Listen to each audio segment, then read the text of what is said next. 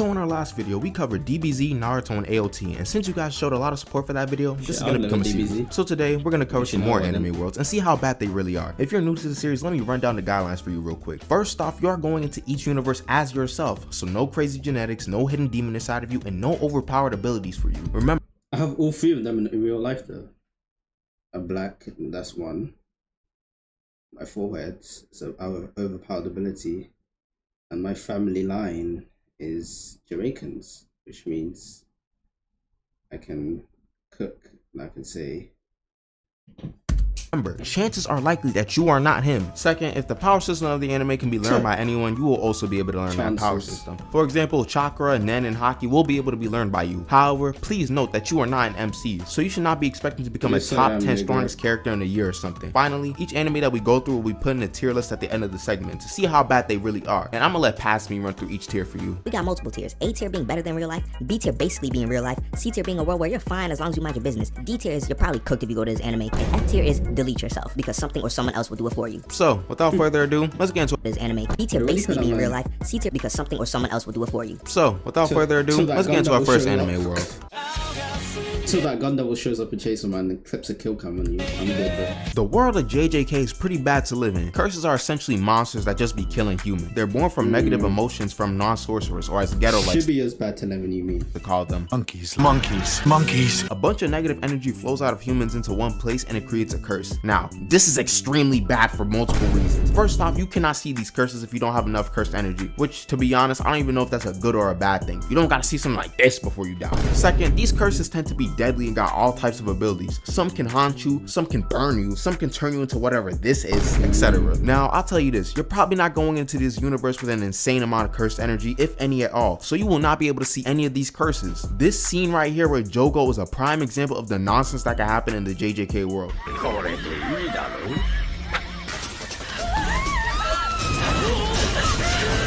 None of these people even know what's happening. People are just combusting into flames. Out of all the people in the restaurant, this guy's the only one to have an inkling of fear going near the table. And I saw someone say Jogo is not evil. You see, this guy did this for no reason. Out of all the people in the restaurant, this guy's the only one to have an inkling of fear going near the table and getting out of the building. God forbid you run into a special grade curse. Your life is practically over. All of these special grade curses are extremely overpowered relative to a human. Look at Mahito. This man touches you and you instantly get transfigured into a monster that either dies or just lives in constant pain and then dies. Remember, most people can't even see this man, so you just have to live with the fact that you can transform into a random monster at any moment. Imagine trying to explain to your friends that Jimmy got transformed into a frog at the movies, or how your waiter got burned alive by nothing. Going into the JJK world is basically like all the ghost stories and horror movies actually being real. I'm amazed people just live in this world with no fear. Even a finger bearer curse is running your pockets. I know we all laugh at Megami for always trying to summon his sacred treasure, but to be honest, I'm doing the same thing. It's not like I got a heavenly pact or something. If I got the chance, I'm using it. To be honest, thinking about it now, it'd be even worse if curses existed in real life. We'd actually be cooked considering how much negativity there is in the world. Then there are curse users who use curse techniques. These curse users are not your friends, and a lot of the ones that we do see do not like humans. These guys can lower veils to keep you in a certain place or out of a certain place. Look at Shibuya. The amount of people who are unfortunate to get caught here is unimaginable. You are being forced to stay in a place where all these special grade curses and transfigured humans can run rampant.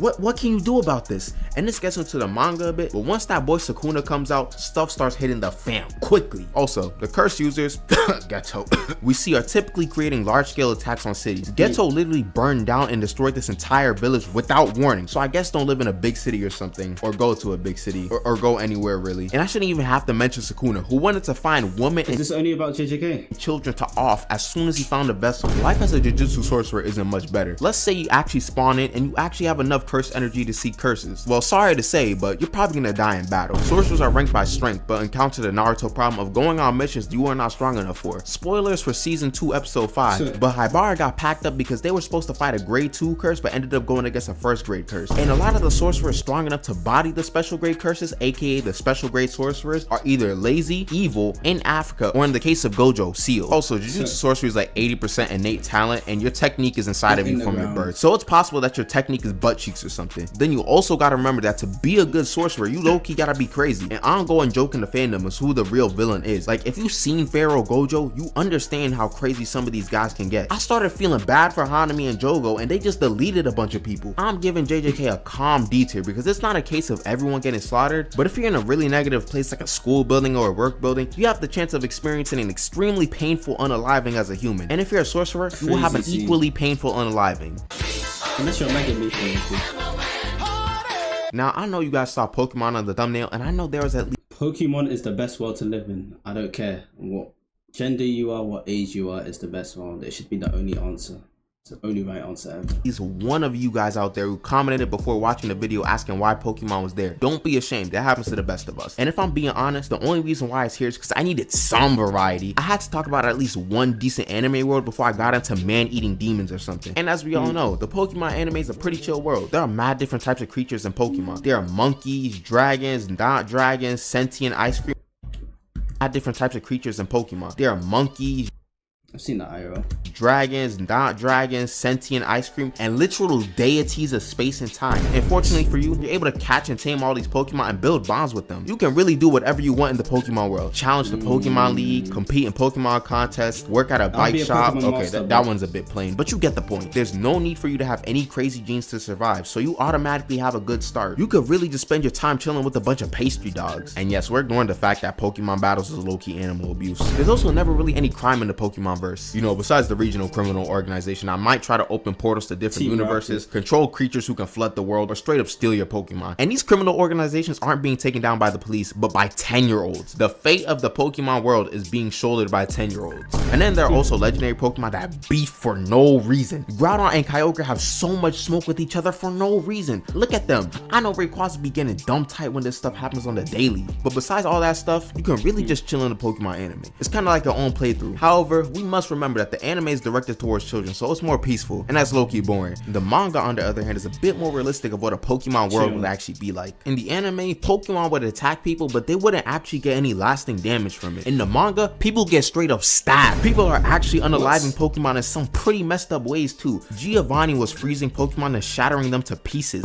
Like, it gets crazy in here. In the anime, the Elite Four are just strong trainers. In the manga, they hate humanity. There's even more crazy stuff to mention, but I can't get into all of it here. Then we can't forget to mention the crazy Pokédex entries. Let's read off a few. Houndoom. If you are burned by the flames it shoots from its mouth, the pain never goes away. Drowsy. It could be spotted by nearby rec facilities intending to eat the pleasant dreams of children who enjoyed themselves there that day. Oh, and this one is really good. Palosand is known as the beach nightmare. It pulls its prey down into the sand by controlling the sand itself and then sucks out their souls. So we have a dog that can spam Amaterasu, a thing that preys on children's dreams, and then a sandcastle that suffocates you and steals your soul. Imagine you chilling on the beach and you see a sandcastle bring someone under the sand in an instant. That's something straight out of a horror movie. The list of crazy Pokédex entries goes on too. Overall, if we're only talking about the anime, I'd give Pokemon a low A tier because let's be real, being given the opportunity to fly in a Charizard is mad tough. If we take other factors into consideration like the manga and the games, I might have to lower it down to a B tier because some of this stuff is actually OD. Next anime.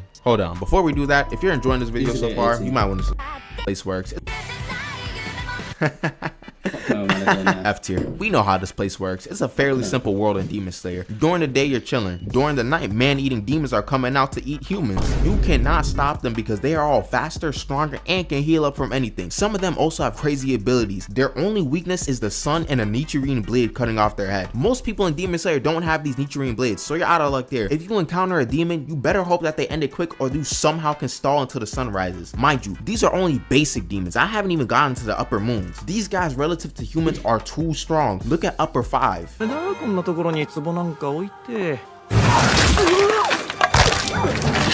This guy had the most recent Demon Slayer season was kind of mid. I have to say it. The last two were fire, but this one, they should have put season 2 after season 3. Then it would have been better. No idea what was coming from him. A random vase isn't normal, but it's also not that suspicious. Then the weakest upper moon is capable of destroying entire blocks with ease. But what about the Demon Slayers? How do they do? Most of these guys are fodder that get bodied by upper or lower moons. Even the Hashira, the strongest Demon Slayers, cannot stand up to upper moons without serious damage or even death. The upper moons have Hashira body counts. Even if we give you the benefit of being able to learn a breathing style, you probably still will get bodied because you have no plot armor and you won't be as skilled as a Hashira. Only people closely associated with Tanjiro are are not getting bodied. Oh yeah, Demon Slayer also takes place in the past, so no technology. You can also turn into a demon from Upper Moon's request to Muzan. If you're quote unquote fortunate enough to not die from Muzan's blood, you can get granted a bunch of demon abilities. But even then, Muzan is a terrible boss. These guys get treated terribly. Hakaza killed a Hashira but failed to find a flower, and Muzan still got mad at him. Muzan couldn't even find his flower for years, so I don't know how he can expect the Upper Moons to find them. And then sometimes he just ends a bunch of demons because he's mad, and you can't even say Muzan's name without dying. If you choose to go to the Demon Slayer world, you've gone crazy or something. This place is bad for both humans and even demons somehow. Well, that's another 3 anime worlds done. Hope y'all enjoyed the video and this series so far. There are still a bunch of terrible anime worlds to live in, so I'm gonna do my best to cover them all. But AOT, defo F tier, bro.